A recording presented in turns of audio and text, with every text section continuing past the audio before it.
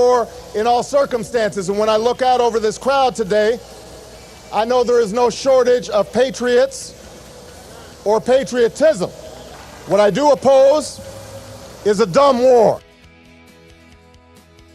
Now, even as we speak, there are those who are preparing to divide us. The spin masters, the negative ad peddlers, who embrace the politics of anything goes. Well, I say to them tonight, there is not a liberal America and a conservative America. There is the United States of America. There is not a black America and a white America and Latino America and Asian America. There's the United States of America. The pundits like to slice and dice our country into red states and blue states. Red states for Republicans, blue states for Democrats. But I've got news for them too. We worship an awesome God in the blue states, and we don't like federal agents poking around in our libraries in the red states. We coach Little League in the blue states, and yes, we've got some gay friends in the red states. There are patriots who opposed the war in Iraq, and there are patriots who supported the war in Iraq. We are one people, all of us pledging allegiance to the Stars and Stripes, all of us defending the United States of America.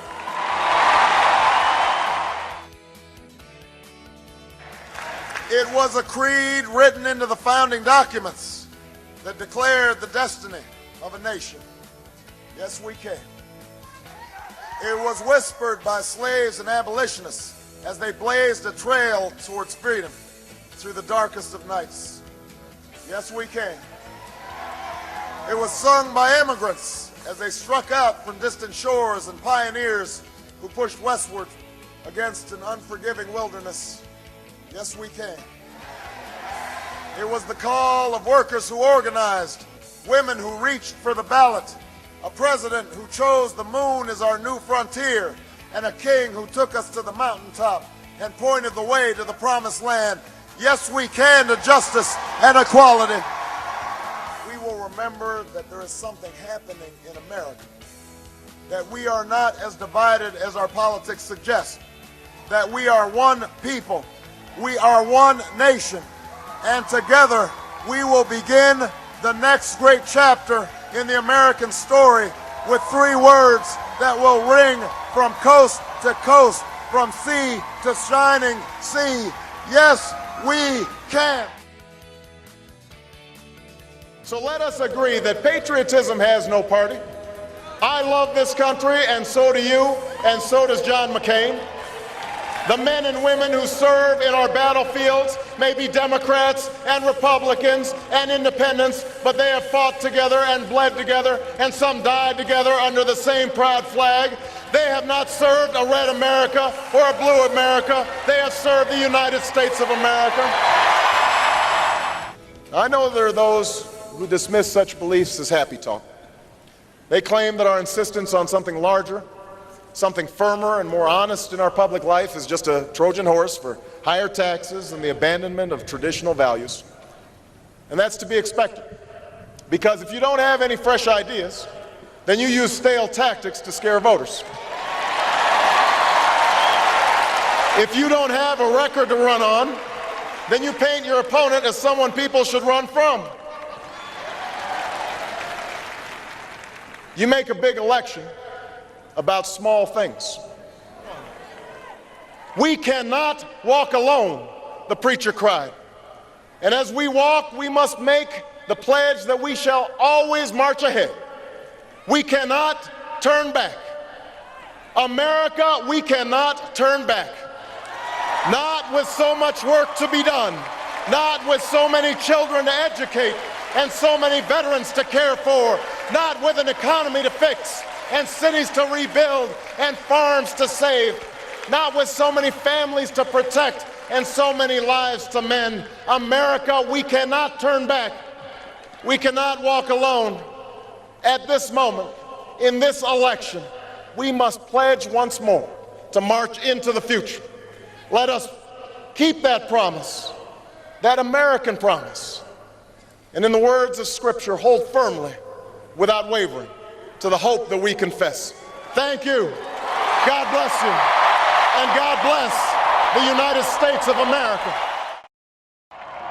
If there is anyone out there who still doubts that America is a place where all things are possible, who still wonders if the dream of our founders is alive in our time, who still questions the power of our democracy, tonight is your answer. And to all those who have wondered if America's beacon still burns as bright, tonight we proved once more that the true strength of our nation comes not from the might of our arms or the scale of our wealth, but from the enduring power of our ideals: democracy, liberty, opportunity, and unyielding hope.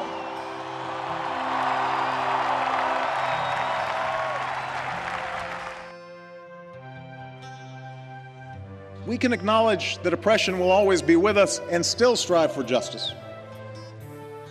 We can admit the intractability of deprivation and still strive for dignity. Clear-eyed, we can understand that there will be war and still strive for peace.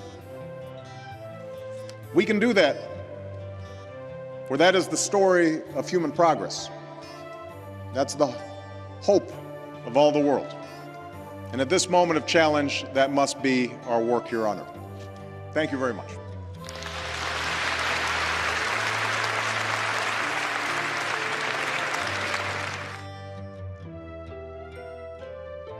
Good evening. Tonight, I can report to the American people and to the world that the United States has conducted an operation that killed Osama bin Laden, the leader of Al-Qaeda.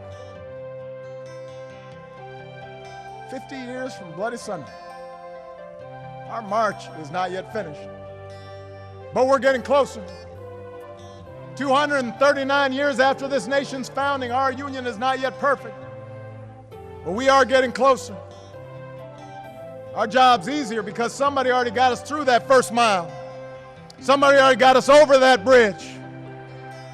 When it feels the road's too hard, when the torch we've been passed feels too heavy, we will remember these early travelers and draw strength from their example and hold firmly to the words of the prophet Isaiah.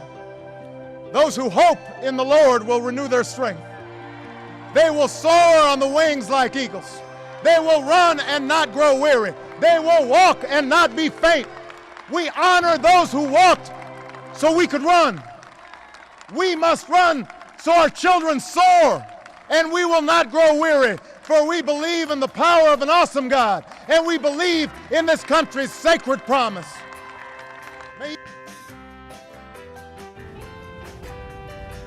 Hey everybody.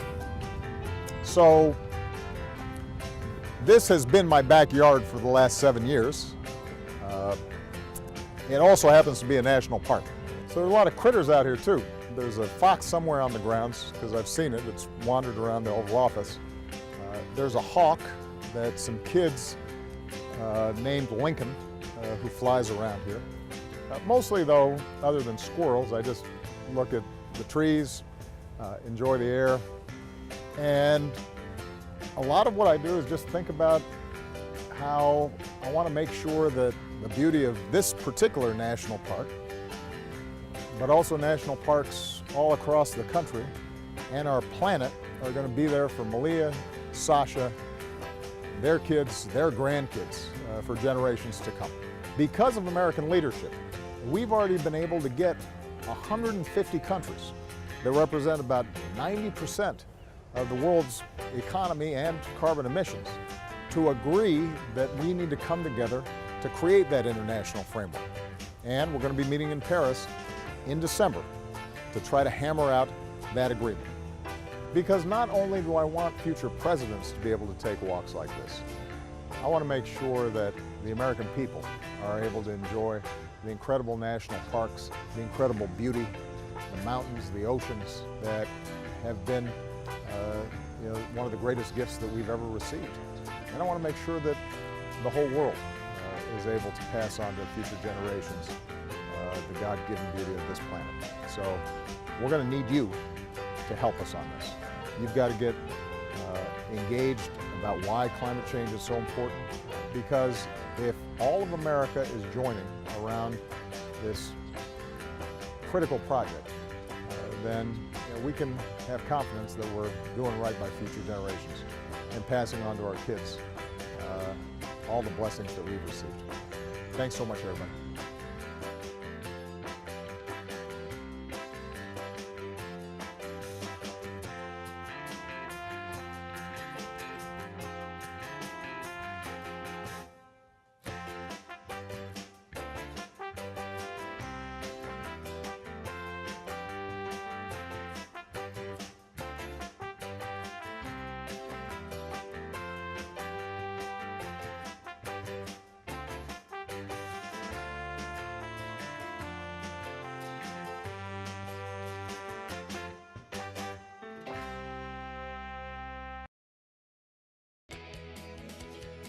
You got plenty of time to work on your can.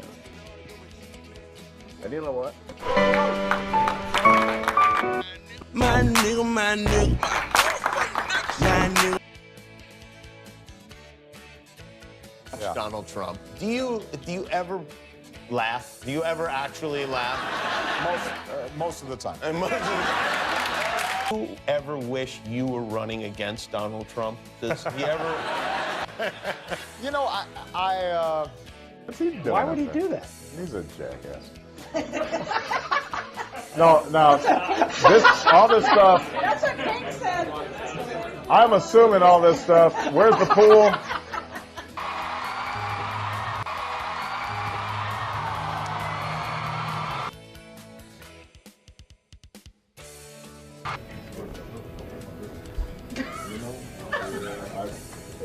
I really wasn't planning on it. I am sorry. Please I know. Now there's an example of probably this is embarrassing you for no reason. Embarrassing. Just for no reason whatsoever. I knew he was going to say something smart. Oh man! Purple rain. Sing it. Purple rain. How you doing? Superman, you gotta give me a high five. You look so powerful. High five. That's oh! You're so strong. You knocked me over. Hey, how you doing, fireman? Good to see you. How are you?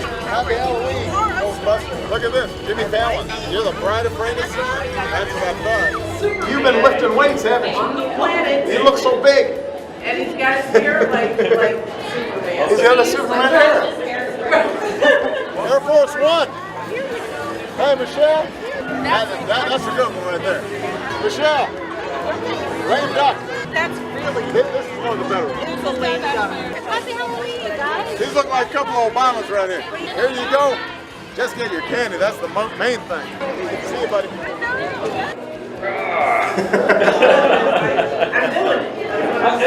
I'm doing my thing. I was watching. That's folded. I know, that was POTUS.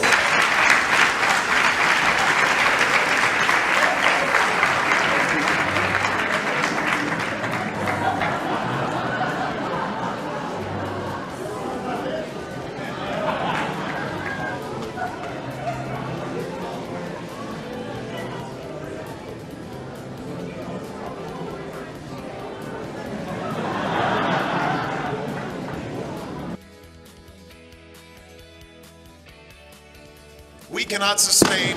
Whoops. Was that my,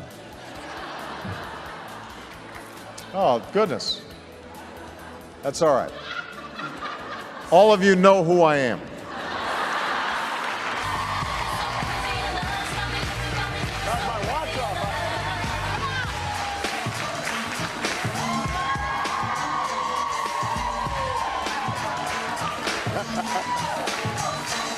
All right, you got a little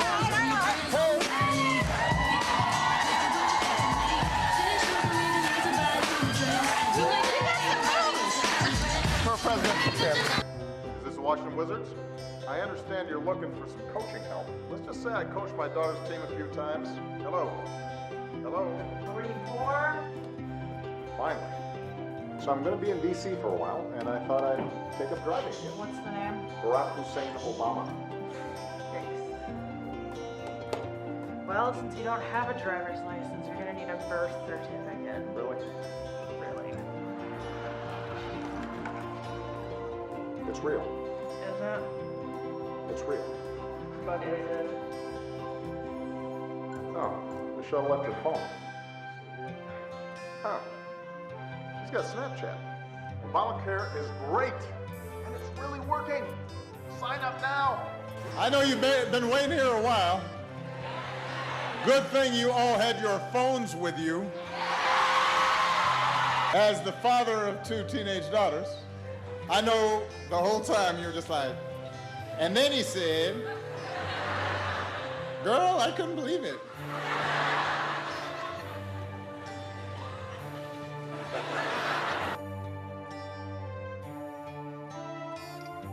Not expecting, and you know, you just gotta kind of let it.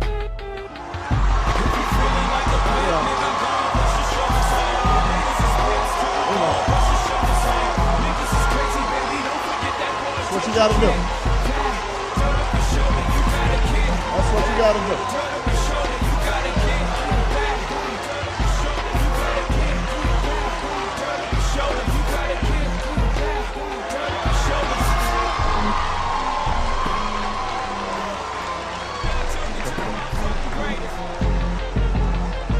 That's what you gotta do. On AIG, why did you wait days to come out and express that outrage? It seems like the action is coming out of New York and the Attorney General's office. It took you days to come public with Secretary Geithner and say, look, we're outraged. Why did it take so long? It took us a couple of days because I like to know what I'm talking about before I speak. All right? Hey, get out of here. That's the most persistent fly I've ever seen. Nice. Now, where were we? That was pretty impressive, wasn't it? I got it. I got the second. What do you think, Gibbs? That is very good. It's on. It's right there. It's right there. You want to film that? There it is. Senator Obama, you have Bill Clinton's former national security advisor, State Department policy director, and Navy secretary, among others, advising you. With relatively little foreign policy experience of your own, how will you rely on so many Clinton advisors and still deliver the kind of break from the past that you're promising voters? Well, you know, I am. I want to hear that. Well, Hillary, I'm looking forward to you advising me as well.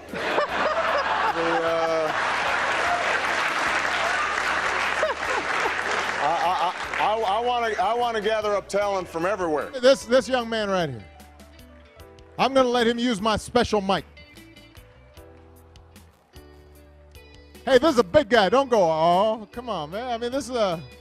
All right, what's your name? Terrence Scott. Huh? Terrence Scott. Terrence Scott. What do you have to say? I have to say why people hate you and why they supposed to love you and God is loving. That's what I'm talking about. Come on, man. Yeah, come on. Hey, that's what I'm talking about. Terrence, I appreciate that. What grade are you in? 4th. You're in 4th grade? Well, now, first of all, I did get elected president, so not everybody hates me now. I don't want you to. I got a whole lot of votes. I want to make sure everybody understands. But you know what is true is if you were watching TV lately, it seems like everybody's just getting mad all the time.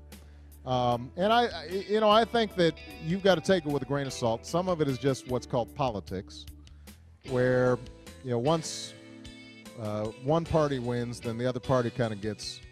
It feels like it needs to poke you a little bit to keep you on your toes, and so you shouldn't take it too seriously.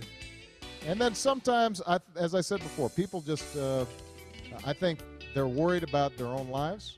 A lot of people are losing their jobs right now. A lot of people are losing their health care, or they've lost their homes to foreclosure, and they're feeling frustrated. And when you're president of the United States, you got to deal with all of that. That's exactly right. And, you get some of the credit when things go good, and when things are going tough, then, you know, you're going to get some of the blame, and that's part of the job. But, you know, I'm a pretty tough guy. Are you a tough guy?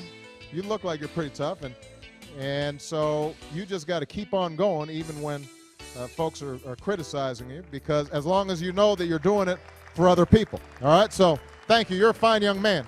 I appreciate you. All right. Give Terrence a big round of applause. An iPad? I do have an iPad. Your own computer? I've got my own computer. Very well. You know, I mean, Jorge, I'm the president of the United States. You think I've got to? You think I've got to?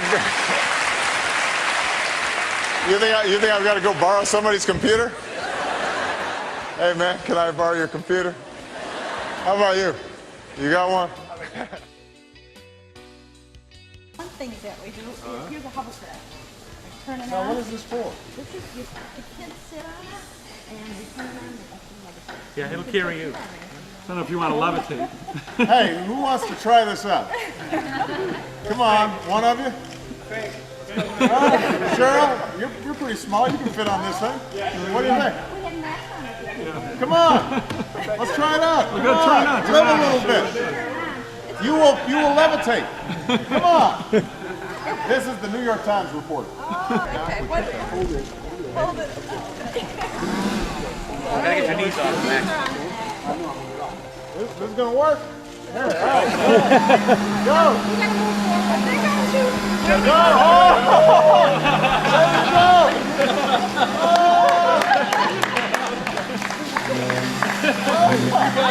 This is fun. You're levitating. Is that way cool? Is that cool?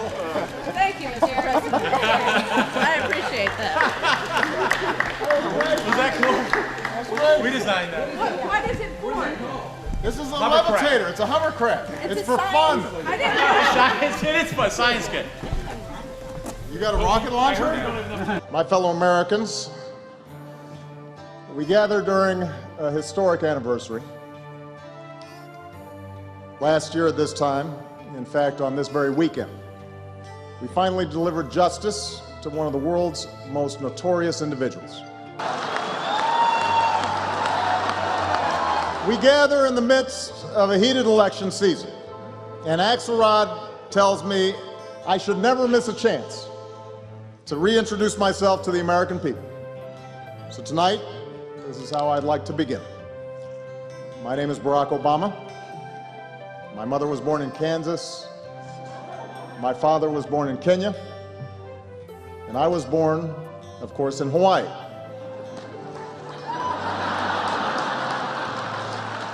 Let me just say something to all my conspiracy-oriented friends on the right who think I'm planning to unleash some secret agenda. You're absolutely right. So allow me to close with a quick preview of the secret agenda you can expect in a second Obama administration. In my first term, I sang Al Green. In my second term, I'm going with young Jeezy. Michelle said, yeah. I sing that to her sometime. In my first term, we ended the war in Iraq. In my second term, I will win the war on Christmas. In my first term, we repealed the policy known as Don't Ask, Don't Tell. Wait though, in my second term, we will replace it with a policy known as It's Raining Men. In my first term, we passed health care reform. In my second term, I guess I'll pass it again. In fact, I had a lot more material prepared, but I have to get the Secret Service home in time for their new curfew. Thank you very much, everybody. Thank you. And then to know that Reverend Al Green was here. I'm so in love with you.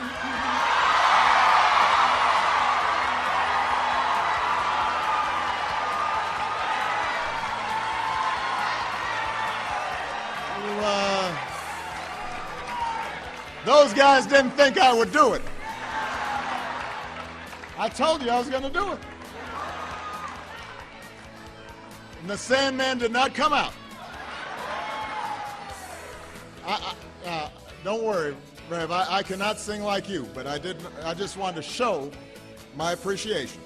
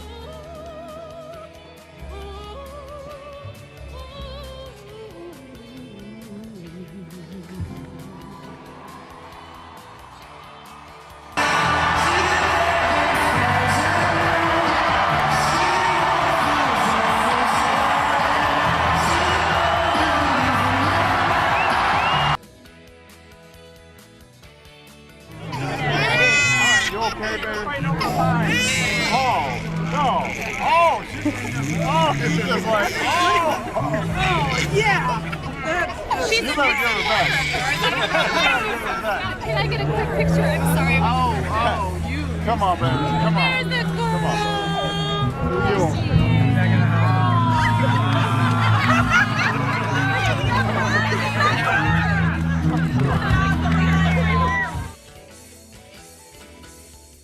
Morning.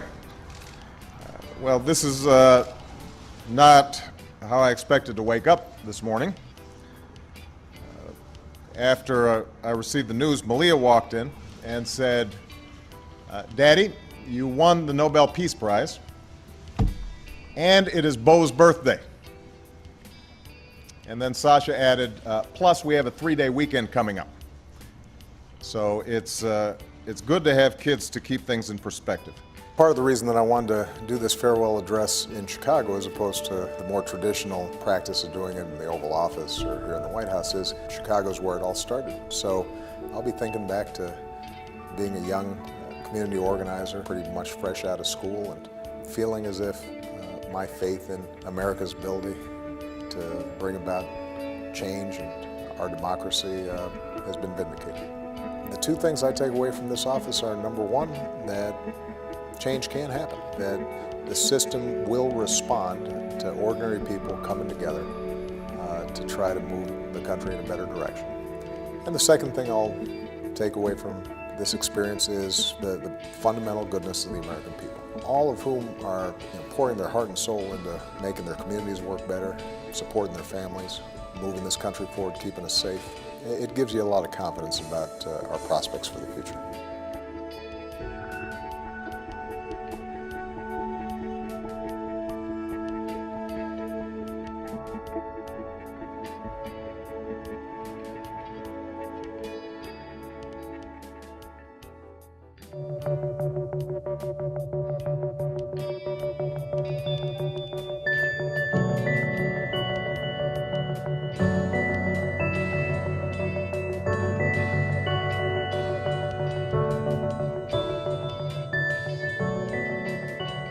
In 2009, Inauguration Day. The inaugural ball. They walked out. She had on that gorgeous white dress. What's the guy's name? Luther. Oh, yeah. Knocking on the Oval Office window, I would say, that was probably the peak of my entire existence. The moment when he picked me, I was so happy. I have to be the last question. Before I answer your question, why don't you give me a little rep? Let's see what you got. I was so emotional, I was crying. Thank you, President Obama, for coming to Vietnam. It's the first time in my life I felt like the White House belonged to everybody. And you really felt You know, you felt those first 3 words of the Constitution, we the people. Like, it was one of those first times in my life that I felt like I was really part of that we. My Obama moment was when I received this letter from President Obama last year, welcoming me to become a U.S. citizen. When he just changed all the rules on the table in regards to Cuba with the most succinct motivation imaginable, which is what we've been doing hasn't worked, which made all the sense in the world. My Obama moment was the signing of the Paris Agreement and making the United States a leader in the fight against global warming. When I was at the UN and I heard our president say that climate change is the most important issue facing not only this generation but all future generations, it was inspiring. For me, it was traveling with the president to schools in Boston, and the way he engaged the students, it was just one of those moments to see him connect like that that I think you see throughout his presidency. My favorite President Obama moment was when he was elected president in 2008, because in 2008 was when I was born. I never cried before from election result. I don't know, just the magic of that moment, of that man who we'd all been on this journey with, take that stage with his family. I was sitting at home in my living room and I felt like I was a part of that crowd in that park. I didn't think I would live to see an African American emerge as president, but he did. 3rd grade, when we had this project to write a letter to the White House, it was really strange when he actually replied back, because it was like, whoa, I'm a 3rd grader and I can actually get a response from the president. I can actually make a difference. In the aftermath of the school shootings in Connecticut, I don't know how he did it.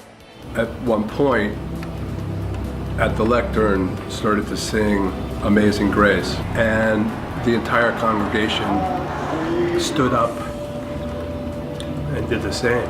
And towards the end, to pardon a lot of convicted felons who have been given heavy sentences for small drug-related crimes. What I remember most about the visit was how excited everybody in my house was. And especially all the young people who were helping us. And I think the way they got so excited and so happy about it was something that I would always remember. When the President of the United States lit the first ever diya in the White House as a symbol of the Hindu Festival of Lights. President Obama put sexual violence on the map as an issue. Survivors can now speak about their experiences without shame. It's been amazing to be a part of that movement. The moment that we got the Affordable Care Act passed, because I have relatives that, can't afford health insurance. So it was really a great thing to know that if something happened to them, they get cared for. The excitement we had when the Affordable Care Act became a law. My particular case, I have a pre-existing condition which was finally able to be cared for medically. When Obama came out and spoke for same-sex marriage. Him showing his support towards trans separately from LGBT, from sexuality. Just like, go Obama. The most memorable Obama moment for me is when he said, eat your peas. Eat our peas. Which means just do it or get the most important things done first. The CVS experience with Michelle was pretty cool. And dancing with Barack at his birthday party. And he's a good dancer. He should not get any flack for that. You're a good dancer. He's my role model, my idol, because I want to be president. When he wished Happy New Year to all the Iranian Americans, and he said, Ada Shon Mubarak, live on CNN. Perfectly. How often do we remember Jackie Robinson? Everybody does. To me, he would be the Jackie Robinson of politics from my standpoint. Told everybody to clear out of the way. This is great. The kid to pressurize the marshmallow gun, and they launched it. Oh! So Obama out. Dropped the mic on him, blew the kiss, and when I saw that, it absolutely blew me away.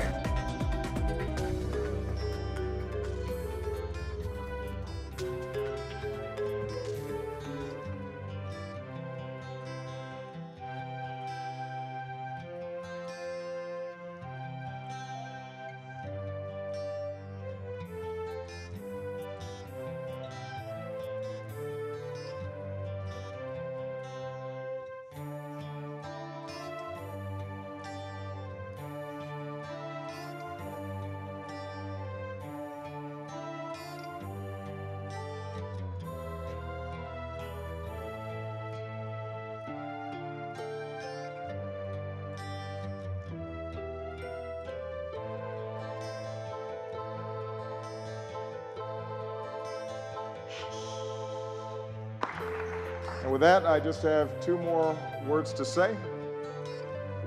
Obama out.